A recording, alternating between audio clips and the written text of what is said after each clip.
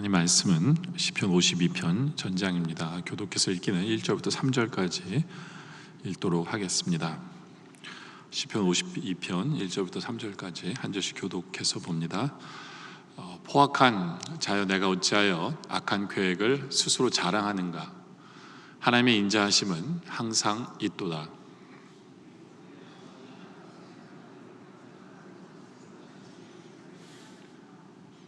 다 같이 읽습니다. 내가 선보다 악을 사랑하며 의를 말함보다 거짓을 사랑하는도다. 아멘. 시편 52편은 이렇게 시작을 하죠. 다윗의 마스길 인도자를 따라 부르는 노래인데요, 에돔인 도액이 사울에게 이르러 다윗이 아히멜렉의 집에 왔다고 그에게 말하던 때라고 이야기합니다. 이 시의 배경이 무엇인지를 우리에게 알려주는데요, 사울왕이 다윗을 죽이기 위해서 박해하고 그를 추격하는 그러한 상황 속에서 다윗이 도망자의 신세로서 초기에 그 높당의 제사장인 아히멜렉에게 찾아갑니다. 그래서 제사장에게 도움을 받게 되죠, 다윗이. 성전 안에 있던 그 진설병을 제사장이 내줘서 배고픔을 달래고, 또 골리앗에게 빼앗은 칼을 다윗에게 주어서 다윗이 그곳에서 잘 쉬다가 그 장소를 떠나게 됩니다. 그때 그 이야기를 듣고 사울이 늦게 그곳에 들이닥치죠. 그랬을 때 그 성전에서 쓰는 제사물을 돌보는 목자가 도액이라는 사람이 있었는데, 그 도액이 사울왕에게 밀고를 해버립니다. 다윗이 여기 있었는데 그가 잘 있다가 간 이유가 뭐냐 하면, 여기 있는 아히멜렉 제사장이 그를 도와주었기 때문이라는 것을 밀고합니다. 그래서 그 소리를 듣자 사울왕이 분개를 해서 그 당시에 제사장 85명을 앞에 세워놓습니다. 그럼 사울왕이 그런 얘기를 하죠. 누가 이들을 죽일 거냐. 근데 사울의 군인들은 감히 죽이겠다고 나서는 사람이 없었어요. 그럴 때 도액이 나서서 그 사람들을 다 죽입니다. 도액이. 근데 도액은 그 에돔 사람입니다. 에돔 사람. 이스라엘로 귀화한 에돔 사람이에요. 그리고 그 당시에 제사장 밑에서 목사장을 하고 있었던 사람인데, 도액이 그 85명이나 되는 제사장을 무참히 칼로 도륙해버리는 그 사건이 일어난 거죠. 다윗은 약간 이것에 대해서 생각은 하고 있었던 것 같아요. 왜냐하면 사무엘상 22장 21절에 보면 이것에 대한 이야기가 나오는데요, 사울이 여호와의 제사장들 죽인 일을 다윗에게 알림해 다윗이 아비아달에게 이르되 그날 에돔 사람 도액이 거기 있기로 그가 반드시 사울에게 말할 줄 내가 알았노라. 내 아버지 집의 모든 사람 죽은 것이 나의 탓이로다. 다윗은 하나의 좀 후회를 하는 것 같아요. 저 도액을 내가 먼저 죽일걸, 이런 후회를 하는 것 같아요. 근데 다윗이 아직 죄를 지지 않은 도액을 죽이는 것은 선한 일이었는 분명히 아니었을 것 같아요. 근데 다윗은 중요한 것은 이 소식을 듣고 너무나 안타까워서 시편 52편을 짓게 됩니다. 그래서 시편 52편의 배경이 바로 이 소식을 듣고 이 시를 쓴 배경입니다. 그래서 우리는 이것을 통해서 악한 자에 대한 것을 좀 보기를 원하는데요, 첫째로 악한 자는 악한 것을 자랑한다라고 말을 합니다. 오늘 말씀 1절에 보니까 포악한 자에 내가 어찌하여 악한 계획을 스스로 자랑하는가 라고 얘기합니다. 악한 자는 자랑합니다. 악한 자는 자랑한다. 여러분들, 우리가 자랑할 때 조심해야 합니다. 조심해야 돼요. 성경에 보면 자랑하다가 비참한 최후를 맞은 인물들이 참 많습니다. 압살롬은 다윗의 아들이죠, 그렇죠? 근데 아버지의 왕권을 도전한 사람입니다. 근데 그 뒷배경에는, 그렇게 생각할 수 있었던 뒷배경에는 사무엘하 14장 25절에 보면요, 온 이스라엘 가운데 압살롬같이 아름다움으로 크게 칭찬받는 자가 없으니 그는 발바닥부터 정수리까지 흠이 없습니다. 그의 머리털의 무거움으로 연말마다 깎았으며 그의 머리털을 깎을 때 그것을 달아본즉 그의 머리털이 왕의 저울로 200세겔이다. 200세겔이면 약 2.5 파운드 정도 됩니다. 엄청난 거죠. 그렇죠? 머리가 얼마나 길면 2파운드나 될까요? 연말마다 이렇게 밑에를 자르는데, 근데 이게 자기의 자랑이었어요. 그리고 사람들도 인정해요. 저 사람처럼 최고의 미남이다, 머리털도 최고다. 그게 자기의 자랑이었어요. 그걸로 인기를 얻었고, 그 자기의 자랑 때문에 사람들이 자기 아버지보다 자기를 더 좋아한다고 생각을 하게 됩니다. 그렇죠? 그러면서 더 사람들에게 더 잘 보이면서 아버지에게 반역을 하게 되죠. 그런데 이 자랑 때문에 결국엔 어떻게 됩니까? 나귀를 타고, 전쟁 중에 나귀를 타고 가다가 이 머리가 너무 크니까 이 나뭇가지에 머리가 탁 꽂혀가지고 나귀는 지나가고 이 압살롬이 그 나무에 대롱대롱 매달리죠. 그렇죠? 그래서 다윗의 군대에게 눈에 띄어서 다윗의 군대가 창으로 찔러서 압살롬을 죽입니다. 그러니까 자기의 자랑 때문에 죽은 거예요. 한마디로 말하면 자기의 자랑 때문에. 히스기야 왕도 마찬가지죠. 병들어 죽게 되었는데 하나님의 목숨을 15년 연장해 줬잖아요. 그때 바벨론 왕이 친서와 예물을 들고 신하들을 보냈을 때 히스기야는 그들을 반기면서 보물창고와 무기고 궁궐과 나라 안에 있는 것을 하나도 빠짐없이 자랑하죠. 내 거다고, 다 내 거라고.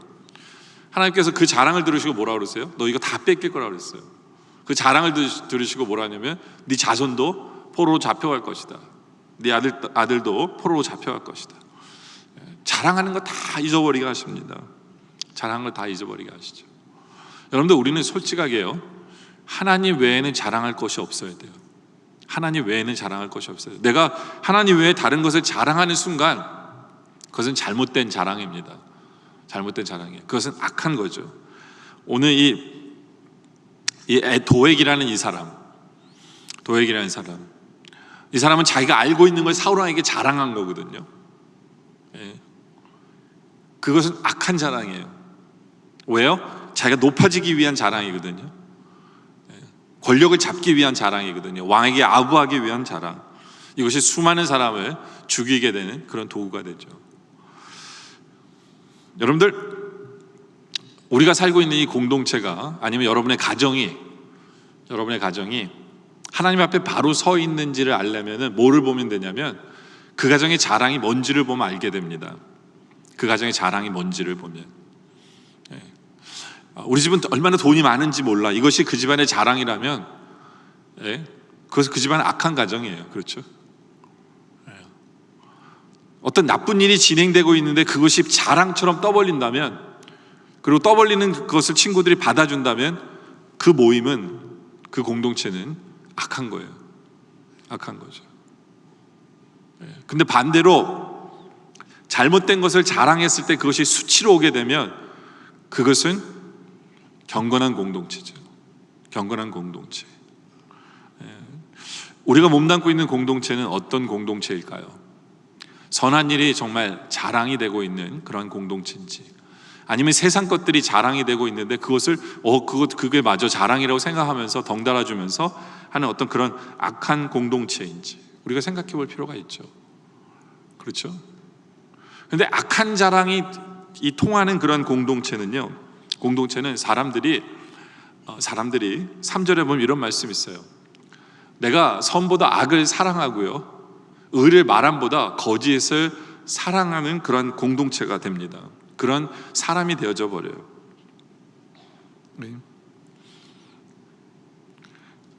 악이 더 자랑이 되고요, 근데 그러다 보니까 더 떠벌리고 거짓말하고 속임수의 명수가 되죠. 착한 일보다는 악한 일을 더 즐기고요, 옳은 말보다는 더 거짓말을 사랑하고 간사하고 남을 해치는 말이라도 서슴지 없이 하게 되는 그런 모습. 근데 이것이 사탄의 특징이에요. 사탄의 특징이죠. 사탄은 교묘한 속임수로 하와를 유혹하죠. 하나님이 정말로 너희 동산에 있는 저걸 먹지 말라고 했느냐? 너희는 절대로 죽지 않을 거라고 거짓말하죠. 너희 눈이 밝아져서 너는 하나님처럼 될 거라고 거짓말을 하죠. 사탄은 거짓말을 해서 어떻게든지 인간이 넘어지도록 파멸하게 만들려고 하는 것, 그렇죠? 그것이 사탄의 일이에요. 성경에 보면 동방 박사들이 유대인의 왕 헤롯을 만났을 때 헤롯이 베들레헴을 가르쳐 주면서 그런 얘기를 하죠. 너희가 가서 샅샅이 찾아보고 만약에 찾거든 나에게 와서 알려줘라. 그럼 나도 가서 그에게 경배하겠노라라고 거짓말하죠. 실제로는 죽이려고 하는 건데, 예수님을 죽이려고 하는 속셈인데, 간사한 말, 거짓된 말. 그래서 상대방을 넘어뜨리고 죽이려고 하는 그러한 말들이 무성한 것. 여러분들, 우리의 입술은 어떠합니까? 우리의 말은 어떠합니까? 우리의 말은 다른 사람을 살리는 말입니까? 아니면 거짓되고 다른 사람을 넘어뜨리고 다른 사람을 무너뜨리는 그러한 말을 하고 있지는 않습니까? 이 모든 것이 악한 거죠. 이 모든 것이 악을 사랑하는 사람들의 모습이에요. 성도들의 대화를 보더라도 어떤 사람에 대해서 안 좋은 이야기를 하고 그것이 소문이 될 줄 뻔히 알면서도 그 사람에 대해서 험담을 하고, 그런 것들이 다 악한 말이에요. 그리고 그 공동체가 그런 악한 말을 하는데도 그것을 다 듣고 있는 공동체라면 그 공동체는 악해지는 공동체입니다. 정말 제대로 된 공동체라면 다른 사람에 대해서 안 좋은 얘기를 말하는 것조차도 창피해야 돼요. 창피해야 돼요. 그렇죠?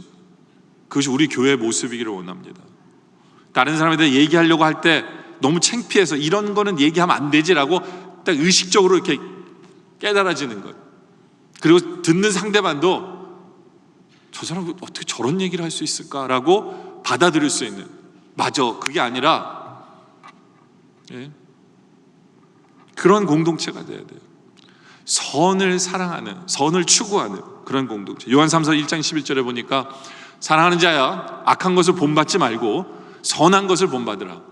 선을 행하는 자는 하나님께 속하고 악을 행하는 자는 하나님을 배웁지 못하기 때문에 우리는 선을 행하고 그리고 선한 것을 본받아야 되죠. 그것이 우리의 자랑이 돼야 되겠죠. 그러한 공동체, 그러한 모습. 시편 1장 1절에도 보면 복 있는 사람은 악인들의 꾀를 따르지 아니하고요, 죄인들의 길에 서지 아니하고 오만한 자들의 자리에 앉지 아니한다라고 말합니다. 악인의 꾀를 따르지 않아요. 그 자체가 복이에요. 우리 자체를 선한 생각으로, 선으로 채워야 돼요. 선한 행함으로 채워야 되죠. 여러분들, 오늘 어떤 일을 행하셨습니까? 어떤 말을 하셨습니까? 그리고 여러분들은 내일 어떤 일을 행할 것입니까? 내일 어떤 말을 할 것입니까? 어떤 사람과 만날 것입니까? 어떤 사람과 동행할 것입니까? 여러분들 어떤 선한 일을 하려고 여러분들 계획하고 계십니까? 여러분들 마음 중심에 어떤 생각으로 가득 차 있습니까? 여러분들 소원은 무엇입니까? 우리 하나님 보시기에 선한 일이다라고 칭찬받을 수 있는 그 생각을 하고 계십니까? 우리가 생각해 보아야 한다라는 것이죠.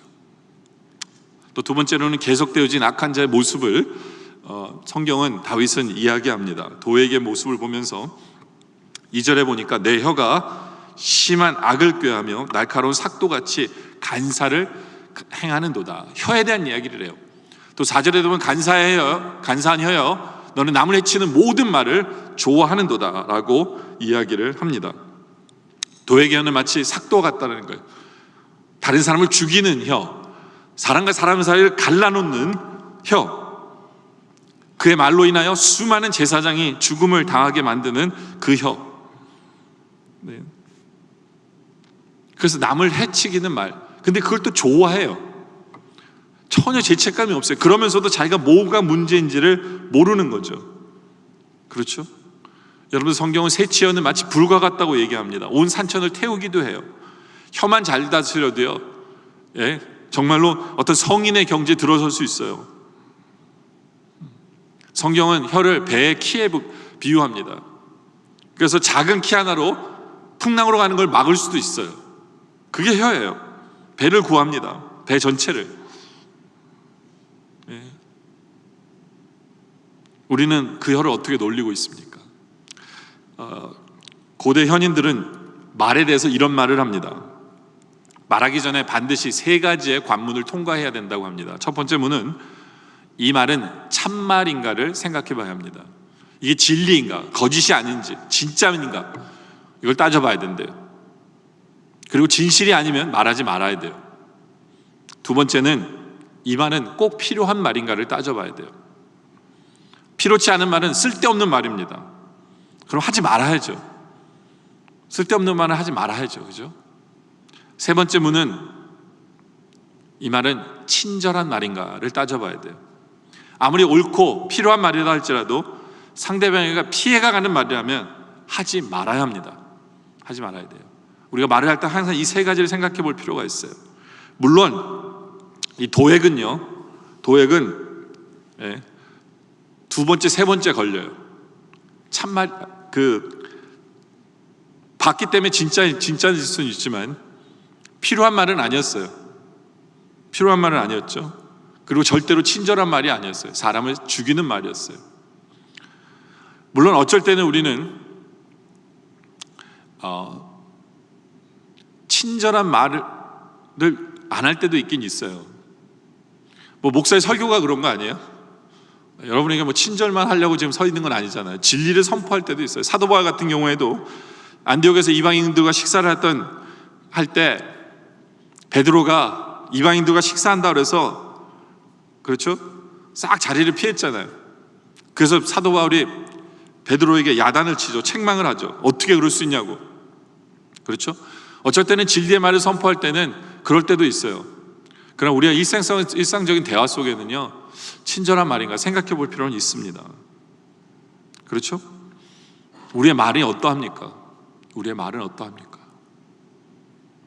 근데 왜 우리가 이런 말을 하고 있느냐? 우리의 뒷 배경에는, 속 안에는 이런 것들 때문에 그래요. 그게 7절인데요. 도액은, 이 사람은 하나님을 자기 힘으로 삼지 아니하기 때문에 그래요. 하나님을 자기 힘으로 삼지 않기 때문에 어떻게든지 말로써 뭔가를 꾸미려고 합니다. 자기 꾀로서, 말로써 사람들을 자기 편으로 만들려고 합니다. 이 사람은 하나님을 의지하지 않지만 사울 왕을 의지합니다. 이 사람은 자기 힘을 의지합니다. 자기의 꾀를 의지합니다. 이게 넘어지는 이유예요. 그래서 결국에는 자기가 의지했던 사울 왕이 망하는 날 같이 망하죠. 그렇죠? 같이 망합니다. 또 이 사람은 오직 자기 재물의 풍부함을 의지한다라고 7절에 얘기하죠. 자기 재물의 풍부함을 의지하는 자예요. 이 사람은 진리를 따라 사는 사람이 아니고 물질을 따라 사는 사람입니다. 사울 왕에게 밀고 한 이유도 바로 물질 때문에 그래요. 잘 먹고 잘 살기 위해서. 이것이 이의 목표이기 때문에 말로써 아부하고 그러는 거죠. 그렇죠? 그러나 이 물질은 하나님이 가져가는 순간 하루아침에 없어지는 거거든요. 근데 이 사람은 바로 재물을 의지하는 사람이었어요. 그리고 자기의 악으로 스스로 든든하게 하던 자라라고 7절에 얘기하죠. 자기의 악으로 스스로 든든하게 하던 자다. 이게 뭐냐면 자기 악한 성품을 의지하는 사람이에요. 내가 얼마나 악한지를 얘기하는 사람이에요. 왜냐하면 하나님을 의지하지 않기 때문에 자기 악함을 얘기함으로 말미암아 다른 사람이 자기를 쉽사리 건드리지 못하게 만들려고 하는 거예요.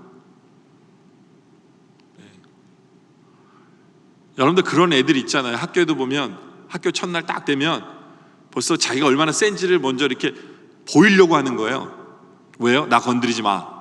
뭐 이런 거 있잖아요. 네. 그런 거예요. 근데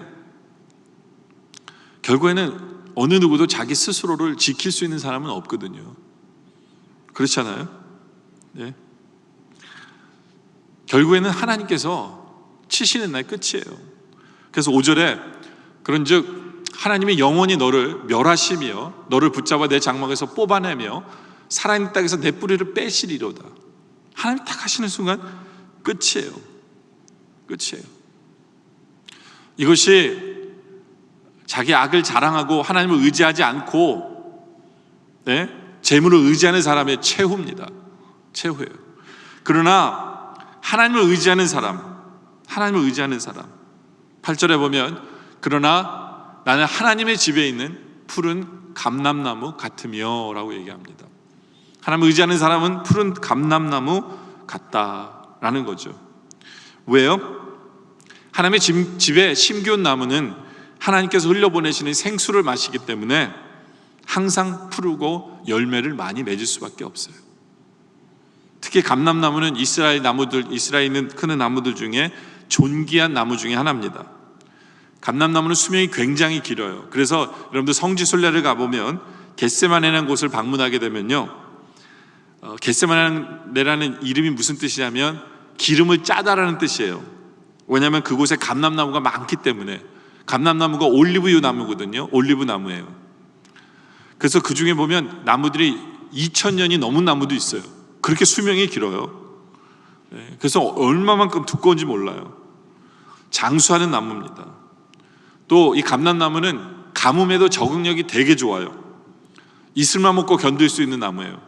이스라엘은 강수량이 약 500에서 600ml에 불과하지만 이슬은 100에서 200ml 정도 돼요. 그래서 이스라엘 사람들은 이스라엘의 가장 높은 산이 헐몬산이거든요. 헐몬산에 이슬이 바람을 타서 바람에 실려서 이스라엘 전역에 뿌려진다고 생각을 해요. 근데 정말 이스라엘은 이슬이 많습니다. 근데 이 이슬만 먹고 잘 자라는 나무가 감람나무예요. 그래서 어느 곳에든지 잘 자랍니다. 높은 곳에서 자라고, 그리고 또 이 나무가 재질도 되게 단단해요. 물론 그래서 이제 그 사람을 매다는 그 십자가 만들 때 이 감람나무로 만들기도 하죠. 재질도 강합니다. 거기다가 올리브유를 만들기 때문에 뭐 이 나무는 버릴 게 없어요. 음식을 만들 때, 그리고 올리브유가 나오기 때문에 이 불을 밝히는 기름용으로, 그리고 머리에 기름을 볼 때 또 상처에 바르는 기름으로 사용돼요. 그러니까 이처럼 하나님을 의지하는 인생은 마치 감람나무처럼 장수하고 강건하며 쓸모있고 생명력 있는 인생이 되죠. 그러나 반대는 주님께서 뿌리채 뽑아 버리는 그러한 모습이 되어진다라는 것입니다. 근데 성경에 보면 이 악인을 얘기할 때는 뿌리에 문제가 있다라고 항상 얘기해요. 그래서 우리가 세 번째로 생각해 볼 것은 뭐냐면 쓴뿌리가 죽어야 한다라는 것이죠. 오늘 말씀 5절에도 보면, 뒷부분에 보면 살아있는 땅에서 내 뿌리를 빼시리로다라고 얘기합니다. 뿌리를 빼신다. 왜냐하면 뿌리 자체가 쓴뿌리이기 때문에 그래요. 이 에돔 사람 도액이라는 사람은 남의 나라에 와서 살면서 온갖 상처를 다 받은 것 같아요. 이제는 좀 올라서고 싶은데 에돔 사람이에요. 그러니까 올라갈 길도 없어요. 온갖 수모와 아픔은 겪었는데 올라갈 길이 없어요. 그러니까 그 상처 때문에 내가 이제 사람을 죽여서라도 왕에게 잘 보여서 권력을 잡고 돈을 벌겠다라고 생각하는, 그 안에 쓴뿌리가 있는, 뿌리 자체가 쓴 그러한 인생을 살아가는 사람이 도액이다라는 거죠. 도액이에요. 뿌리가 쓰게 쓰면 열매는 쓸 수밖에 없어요. 그것이 정상입니다. 그러니까 우리 삶의 속안이, 우리의 삶의 중심이 뿌리라고 볼 수 있거든요. 근데 그 우리 중심이 상처투성이라면, 쓰다면 나오는 모든 것도 다 쓸 수밖에 없습니다. 채소 가운데 뿌리를 먹는 채소가 많죠, 그렇죠? 그래서 뿌리 채소라고 하는데 무, 당근, 우엉, 감자, 고구마, 연근, 토란, 도라지, 마늘, 이런 것들이 뿌리 채소입니다. 인간들에게 굉장히 유익한 채소죠. 그렇죠? 그런데 아무리 이런 뿌리 채소라도요, 그 땅 자체가 그 독소가 있잖아요. 그럼 그 땅에서 자라는 그 식물, 그 뿌리 채소들은요, 먹으면 큰일 나요. 왜냐하면 그 나쁜 것을 다 빨아들이기 때문에. 그러니까 도액이라는 사람이 어떤 그런 거예요. 자기 주위의 모든 사람들, 자기 스스로가 어떤 그 나쁜 것으로, 악한 것으로 가득 차서 그걸 다 빨아들이면서 그 쓴뿌리를 가지고 산 사람이죠. 우리 주위에도 보면 그런 사람들이 많아요. 왜냐하면 커가면서 부모에게 상처받고 친구들에게 상처받고, 그러면서 안에 쓴뿌리로 가득 차 있는 그 사람들. 우리 민족을 보면요, 원래 되게 순하다고들 얘기하죠. 흰 옷을 좋아하는 백이민족, 뭐 이렇게들 표현하는 것 같은데 이젠 아닌 것 같아요. 그냥 분노로 가득 차 있는 그런 모습을 보는 것 같아요. 조금만 건드려도 막 그냥 폭발하는, 점점 말도 세지고요, 세야만 이게 통하는 어떤 그런 민족인 것 같아요. 이 영어로 보면 이런 말 있죠. Smoking in laboratory is prohibited by law라는 말이 있죠. 이 말대로 하면 이게 뭐냐면, 화장실 안에서 담배를 피면 불법입니다라는 뜻이에요. 근데 우리 한국 사람들은 그걸 번역해 놓은 걸 보면 이렇게 번역합니다. 화장실에서의 흡연은 법으로 처벌받을 수 있습니다, 이렇게 얘기했어요.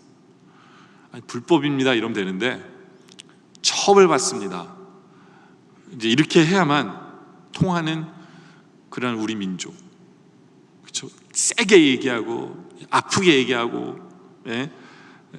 좀 무시무시하게 표현해야만 어떤 그런 것들이 우리 안에 잠재적으로 있는 것이 아닐까. 그러다 보니까 파괴적이고 충동적이고 돌출적으로 어떤 행동들을 많이 하고요, 그 안에 왠지 모르는 복수심과 적개심으로 도사리고, 그런 수많은 모습들을 보는 것 같아요. 더더군다나 욕심을 따라 사는 우리의 모습을 또 보게 되죠. 욕심으로 가득 차 있어요. 그냥 욕심 자체가 그게 쓴뿌리거든요. 사람이 욕심으로 살면요, 절대로 단맛을 낼 수가 없어요. 쓴맛을 낼 수밖에 없거든요. 야고보서 3장 11절에 보면 샘이 한 구멍으로 어찌 단물과 쓴물을 내겠느냐. 동시에 두 개는 다 못 내요. 왜 쓴물을 내요? 그 사람의 근원이 쓰기 때문에 그래요. 단물이 없는데 어떻게 내놓습니까? 그렇죠? 우리 주위에 보면 자기 감정에 따라 사는 사람들 되게 많아요. 그래서 자기가 기분 좋으면 모두를 다 들뜨게 합니다. 근데 자기가 기분 나쁘면요, 모두를 다 가라앉게 만들어요. 특별히 우리 부모님들 조심하셔야 돼요. 아빠가 집에서 그냥 기쁘면 애들도 다 기뻐요. 근데 아빠가 화 쫙 내잖아요. 그럼 온 가족을 다 죽이는 일을 하는 게, 그게 집안의 모습일 수 있어요. 엄마일 수도 있어요, 어쩔 때는. 이 감정이라는 거는 삶의 맛을 더해주는 양념 같은 건데요, 좀 맛나게 살게 만드는 것이 감정이잖아요. 근데 그 감정이 쓴맛으로 가득 차 있잖아요. 그러면 온 집안을 항상 어둡게 만들어요. 항상 시끄럽게 만들고 항상 아프게 해요. 말들도 아프고 뭐든지 다 아픈 거예요. 혹시 우리의 가정이 이런 모습 아닙니까? 내가 그런 사람은 아니에요? 생각해 볼 필요가 있어요. 그렇지 않아요? 이스라엘 백성들이 출애굽 광야할 때 목말라 죽겠는데 꼭 하나님은 뭘 만나게 합니까? 쓴물을 만나게 하시죠. 쓴물을 만나요. 왜 쓴물을 만나게 하세요? 왜냐하면 하나님만이 그것을 달게 하실 수 있기 때문에 그래요. 하나님밖에 답이 없어요. 우리 안에 쓴뿌리가 있다면 우리 스스로가 하나님 앞에 회개해야 돼요. 하나님, 내 안에 쓴뿌리가 있습니다. 하나님 고쳐주세요. 하나님 뽑아서 달게 해주세요. 달게 해주세요. 여러분들, 이 지혜라는 말 있죠. 지혜는 라틴어로 사페르라는 말인데요, 음미하다, 맛보다라는 뜻이에요. 그러니까 지혜는 맛보다라는 뜻이에요. 그래서 맛을 하는 능력이에요. 이것이 단맛인지 이것이 쓴맛인지를 분간해낼 수 있는 것이 지혜입니다. 지혜요. 그 정말 지혜로운 사람은 내 안에서 나오는 것이 쓴맛인지 단맛인지를 구별해야 돼요. 그래서 내 안에 쓴뿌리가 있고 쓴맛이 난다면 우리는 하나님 앞에 나와가야 돼요. 하나님 고쳐주세요. 하나님 고쳐주세요. 요즘에는 그 바닷물이 점점 싱거워진대요. 여러분들 그런 얘기 들으세요? 그리고 요즘에는 과일이 철이 없대요. 뭐 농담이지만 하여튼 철이 없대요. 그래서 사람도 철이 없대요. 그걸 먹는 사람도 철이 없고요. 그리고 바닷물이 싱거워지니까 사람도 싱거워진대요. 그래서 왜냐하면 이 바닷물이 얼음이 녹아가지고 지구 온난화 때문에 그렇다고 얘기하더라고요. 사람이 제대로 맛을 내지 못한대요. 여러분들, 우리는 정말 어떠한 맛을 내는 사람들입니까? 우리의 인생은 어떤 맛을 내고 있습니까? 네? 정말 우리 안에 있는 쓴뿌리가 없어지기를 소원하는 우리의 모습이기를 원합니다. 히브리서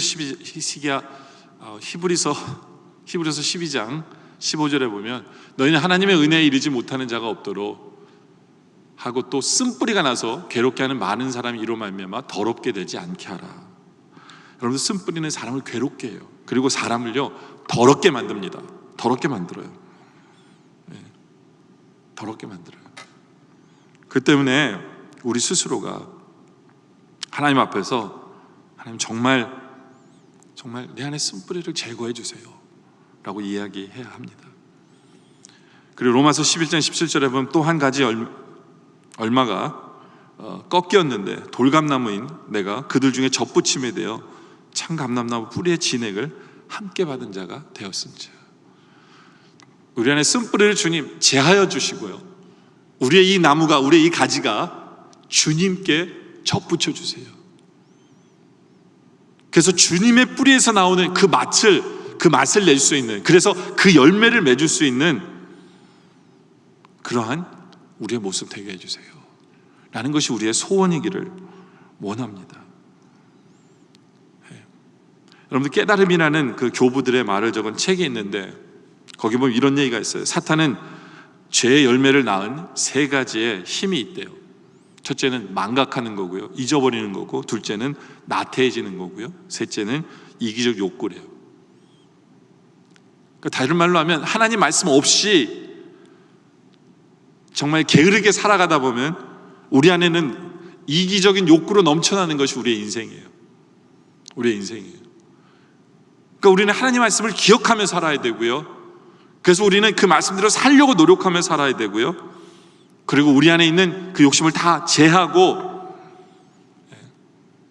하나님만 붙드는 어떤 그러한 노력, 그러한 열정, 그런 마음이 우리 안에 있어야 한다라는 것이죠. 여러분들, 우리 안에는 어떤 쓴뿌리가 있습니까? 나 때문에 우리 식구들이 아프고 상처받고 힘들어하지 않습니까? 나는 어떤 열매를 맺고 있습니까? 나는 어떤 열매를 맺고 있습니까? 마태복음 7장 18절에 보면 좋은 나무가 나쁜 열매를 맺을 수 없고 못된 나무가 아름다운 열매를 맺을 수 없다는데, 우리는 좋은 나무입니까? 좋은 나무인 예수님께 젖붙여져서 우리한테는 좋은 열매가 맺어지고 있습니까? 성령의 열매인 사랑과 희락과 화평과 오래 참음과 자비와 양성과 충성과 온유의 절제의 그런 열매들을 우리가 정말 맺고 있습니까? 아니면 나의 말 때문에, 나의 행동 하나하나 때문에 다른 사람에게 상처를 주고 아픔을 주고 괴롭게 하고 공동체를 무너뜨리고 힘들게 한 그런 우리의 모습은 없습니까? 여러분들, 이제 말씀의 결론을 내립니다. 여러분들, 우리의 자랑은 무엇입니까? 혹시 세상의 것을 가지고 우리가 자랑하고 있지 않습니까? 그리고 우리 공동체는 세상의 것을 가지고 잘못된 악한 것을 자랑하고 있는데 같이 맞장구 쳐주고 있지는 않습니까? 우리의 자랑은 하나님만이길 원합니다. 그리고 우리의 입술은 어떠합니까? 우리의 입술은 다른 사람을 험담하고 다른 사람을 아프게 하는 말들을 서슴섭지 하고 있는데, 우리의 공동체는 그 말 앞에서도 또 맞다고 맞장구 쳐주며 소문 퍼뜨리고, 그 죄악된 혀를 가지고 있는 우리의 모습은 없습니까? 우리의 말은 거짓말은 하지 않습니까? 우리의 말은 진실만을 말하고 있습니까? 우리의 말로 다른 사람을 살리고 있습니까? 그리고 우리의 중심을 바라볼 때 우리는 쓴뿌리를 가지고 있는 모습은 없습니까? 나의 쓴뿌리 때문에 우리 가족을 힘들게 하고 우리 주위에 있는 사람을 아프게 하고 괴롭게 하는 그런 모습은 없습니까? 그러나 그 반대로 주님께 젖붙여 있기 때문에 성령님으로 말미암아 성령의 열매를 맺고, 그래서 우리가 늘 거하는 그곳에 복이 흐르고 생수의 강이 흐르고 단맛이 나고, 우리가 있는 그곳이 살아나고 사랑하게 되고 우리가 있는 그곳이 복을 누리게 되는 어떤 그러한 우리의 모습이 있습니까? 이 자리에 함께 성도님, 우리 영락의 성도님들을 통해서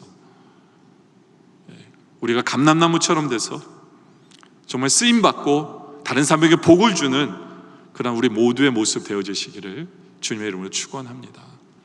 기도드리겠습니다. 아버지 하나님, 정말 쓴뿌리로 가득 찬 우리의 모습이었습니다. 악으로 가득 찬 우리의 모습이었습니다. 세상의 악을 자랑했던 우리의 모습이었습니다. 거짓말로 가득 찼고 악한 것으로 말하는 혀를 가지고 있었습니다. 그러나 이제 성령님 때문에, 예수님 때문에 이제 참 변화된 삶을 살아가기를 소원합니다. 우리의 공동체가 악한 것은 창피할 줄 알게 하시고 하나님만을 자랑하는 우리의 모습 되게 하여 주시며, 우리의 입술은 진리를 선포하고 필요한 것을 말하며 다른 사람에게 복이 되는 말을 하는 우리의 입술 되게 하여 주시옵소서. 우리 안에 있는 쓴뿌리가 제거됨으로 말미암아 우리가 속한 그 공동체가 함께 복을 누리게 하시며 함께 단맛을 내게 하시고 성령의 열매를 맺어지게 하여 주시옵소서. 그리하여 하나님을 기쁘시게 하는 감람나무처럼 정말 귀하게 아름답게 쓰임받는 그런 우리의 모습 되게 하여 주시옵소서. 예수님의 이름으로 기도드립니다. 아멘.